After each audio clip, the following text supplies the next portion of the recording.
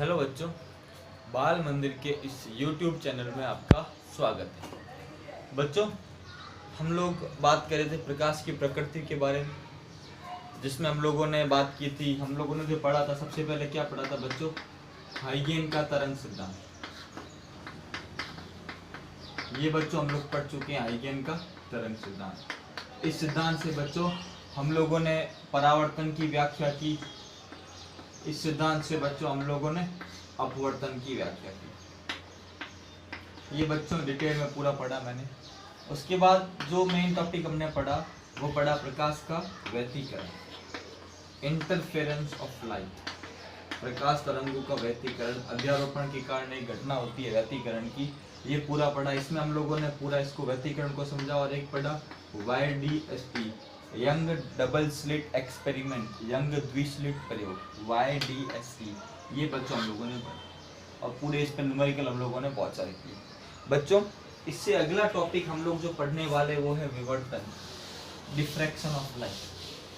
बच्चों, विवर्तन एक इम्पोर्टेंट टॉपिक है और इसमें अध्यारोपण की जरूरत नहीं। इसके एग्जाम्पल अगर मैं आपको बताऊं कि जैसे मैं कुछ बोलता हूं तो अब क्लासरूम में बोल रहा हूं तो आवाज कहाँ जाती है? क्लासरूम के बाहर जाती है कि नहीं जाती? जैसे आपको यहाँ मैं पढ़ा रहा हूँ तो कुछ आवाज और भी आ रही है कहीं और से। तो क्या होता है कि अगर हम कुछ बोलते हैं तो आवाज बंद कमरे के बाहर भी चली जाती है। क्यों? क्योंकि वो दीवारों से, कमरे की दीवारों से उसका क्या होता है? विवर्तन होता है। क्या होता है? विवर्तन होता है। पर ये बात इसको समझेंगे, क्या मतलब है कि अगर कोई अवरोध है और ये श्वेत प्रकाश है तो प्रकाश हमेशा सरल रेखा में गति करता है, तो प्रकाश केवल पर्दे के इस भाग में जाना चाहिए। प्रकाश केवल पर्दे के इस भाग को प्रकाशित करना चाहिए, ऐसा नहीं होता। ये प्रकाश थोड़ा थोड़ा इधर भी पहुंच जाता है। तो इसकी जो ये अवरोध है, ये क्या है? अवरोध है। प्रकाश क्या हो रहा है? अवरोध की ज्यामिति है, ये इसकी ज्यामिति छाया में भी क्या करता है? प्रवेश करता है। इसी को हम विवर्तन कहते हैं कि प्रकाश का अवरोध की ज्यामिति छाया में क्या करना? प्रवेश करना। क्या कहलाता है? विवर्तन कहलाता है। बच्चों, इसको समझेंगे एग्जाम्पल के साथ। पर अभी समझो कि प्रकाश क्या कर रहा है, प्रकाश का विवर्तन।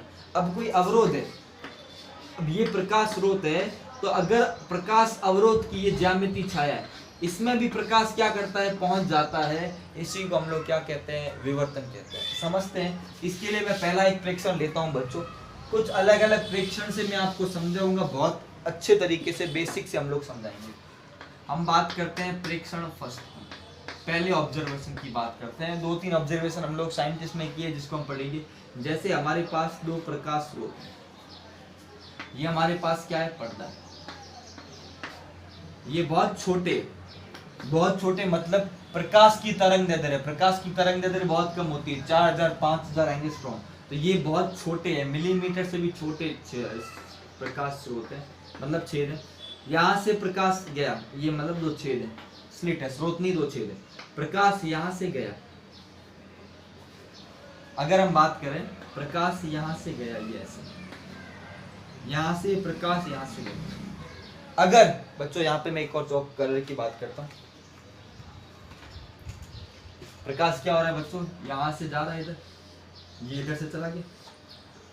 अब बच्चों, हमेशा आपको पता है कि प्रकाश क्या होता है? सीधी रेखा में गमन करता है। प्रकाश क्या होता है?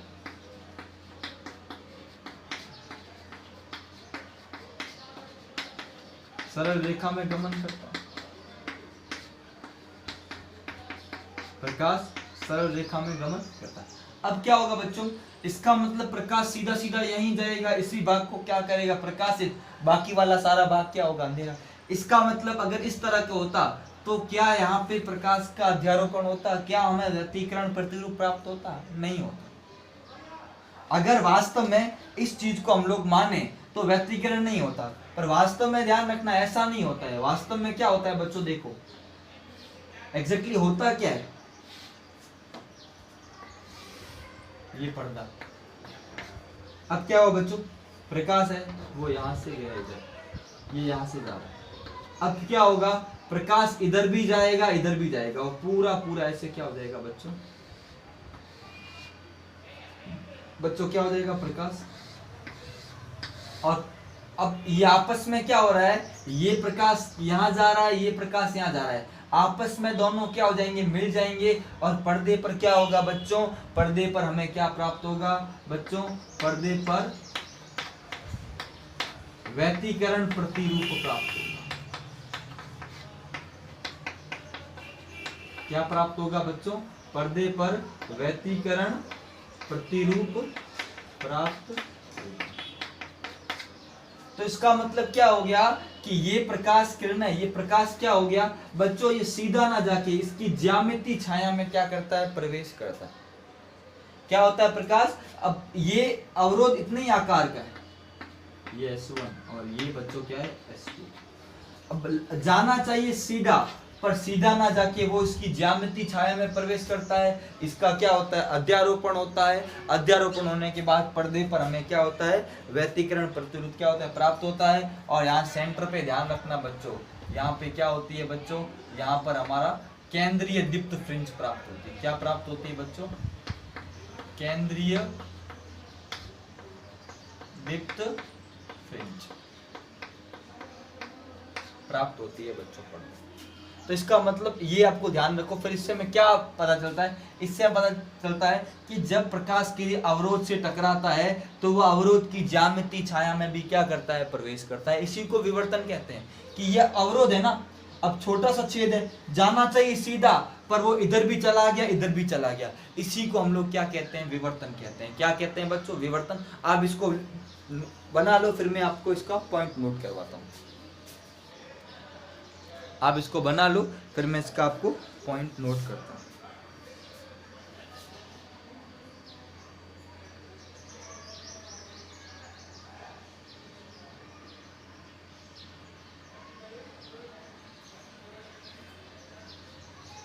इसमें क्या लिखेंगे बच्चों, मैं लिख लेता हूं यहाँ पे। मैं यहाँ पे क्या लिखता हूं कि जब प्रकाश किसी अवरोध से टकराता है, जब प्रकाश किसी अवरोध से टकराता है, जब प्रकाश किसी अवरोध से टकराता है, तब वह उस अवरोध की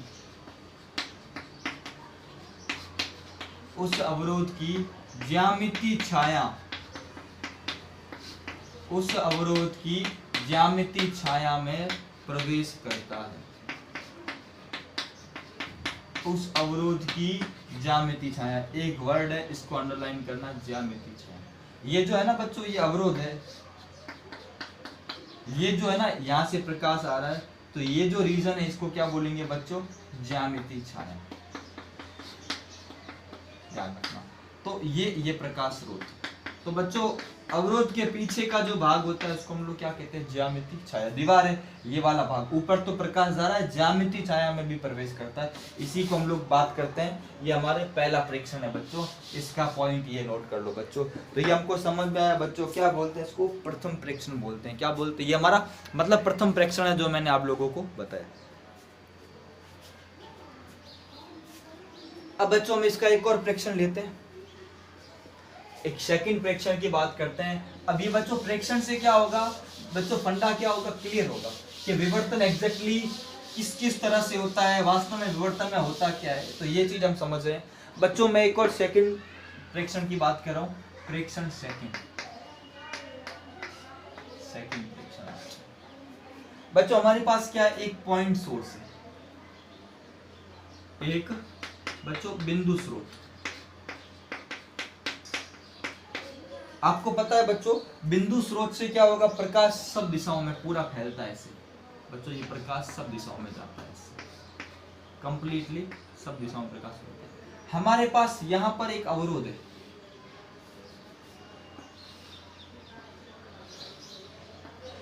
बच्चों ये मैंने क्या बनाया, ये बच्चों हमारे पास क्या है, अवरोध, और ये मैंने बना दिया बच्चों पर्दा। क्या बनाया बच्चों, बच्चों ये मैंने क्या बना दिया, पर्दा बना दिया। अब बच्चों आपको क्या ध्यान रखना, अब क्या होगा, ये प्रकाश है ना इसके ऊपर ऊपर तो जाएगा, इसके ऊपर तो जाना चाहिए, पर प्रकाश इसके नीचे भी जाता है, ध्यान रखना बच्चों। और ध्यान रखना प्रकाश लगभग यहाँ तक, ये इस तरह से, ये जो भाग है बच्चों इसके नीचे का, ये जो भाग है वो भाग क्या हो गया बच्चों, पूरा का पूरा डार्क। यहाँ इसके नीचे इतने भाग में प्रकाश पहुंचेगा, इसके नीचे वाला भाग होगा वो बच्चों कैसा होगा, डार्क होगा। यहाँ पर पूरा अंधेरा होगा, पूर्ण रूप से अंधेरा होगा, कोई प्रकाश नहीं पहुंचेगा, ध्यान रखना। इसको बोलते हैं डार्क रीजन। ठीक है बच्चों। और यहाँ पे क्या होगा, ये होगा बच्चों, इसको बोल सकते हैं अदीप्त भाग। डार्क की जगह हिंदी में लिखते हैं बच्चों, ये कैसा भाग होगा बच्चों, अदीप्त भाग। और इसके ऊपर का जो बच्चों ये वाला जो भाग होगा ना, वो पूरा का पूरा बच्चों कैसा होगा, ये भाग होगा दीप्त, कैसा होगा, और बच्चों दीप्त और अदीप्त के भाग के बीच में हमें क्या होगी बच्चों, यहाँ पर ध्यान रखना, एकांतर क्रम में काली और चमकीली फ्रिंजें प्राप्त होती है। ये बहुत इंपॉर्टेंट है। यहाँ पर क्या होगा बच्चों, एकांतर क्रम में क्या होगी बच्चों, जैसे देखो ये तो कैसा भाग है बच्चों, डार्क भाग, कैसा भाग है, डार्क। अब यहाँ क्या है, चमकीला है, यहाँ वापस क्या होगा बच्चों, एक हमको इस तरह से काली फ्रिंज मिलेगी, वापस चमकीली, वापस बच्चों काली, ये थोड़ी काली, वापस चमकीली, वापस क्या मिलेगी, काली, वापस चमकीली, वापस क्या मिलेगी, काली। अब बच्चों यहाँ पे क्या हो रहा है, इस भाग में बच्चों एकांतर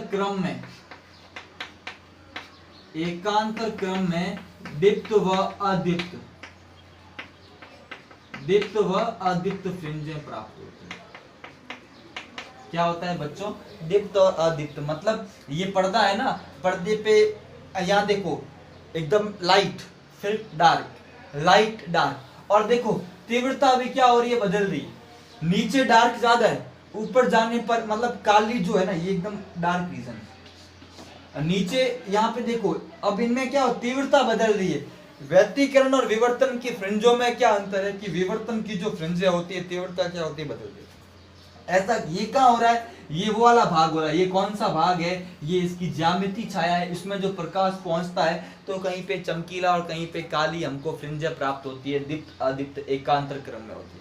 इसका मतलब दीप्त और अदीप्त भाग के एकदम, इसमें कोई ऐसी विशेष लाइन नहीं है जो दोनों को अलग कर सके। मतलब अदीप्त भाग, ये जो ज्यामिति छाया है, इसमें कहीं कहीं हमको लाइट दिखती है, कहीं कहीं नहीं दिखती है, और एक विशेष पॉइंट के बाद हमारा भाग पूरा क्या हो जाता है, अदीप्त हो जाता है।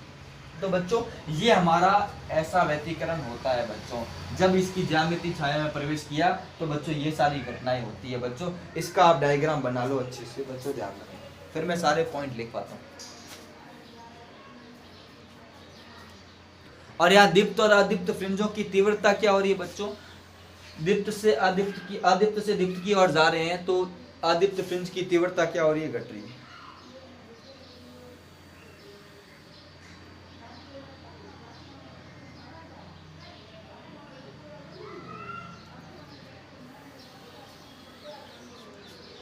अब देखो हम इसमें पॉइंट लिखें बच्चों, फ्रैक्शन की बात करें तो इसमें हम क्या पॉइंट लिख सकते हैं, डायग्राम बना लिया बच्चों, तो पॉइंट में लिखवाता हूं।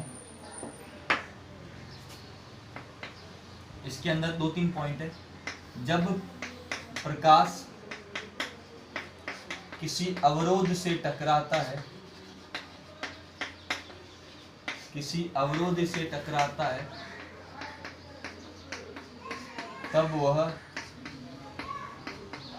तब उसका कुछ भाग, तब प्रकाश का कुछ भाग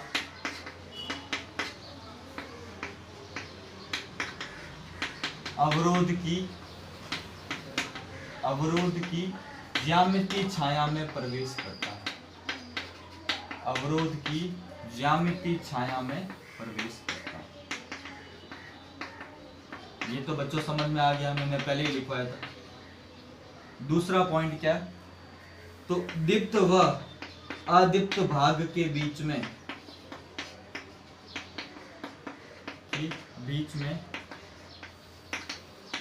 एकांतर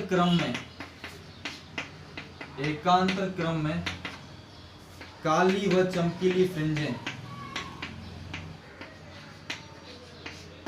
फ्रिंजें दिखाई देती है, फ्रिंजें दिखाई देती है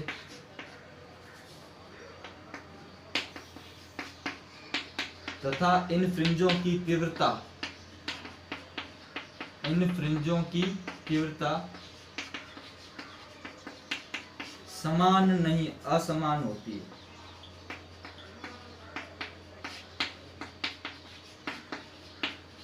ये बच्चों, ये 2 पॉइंट है बच्चों। तो ये हमारा एक और हो गया फ्रिक्शन बच्चों, ध्यान रखना।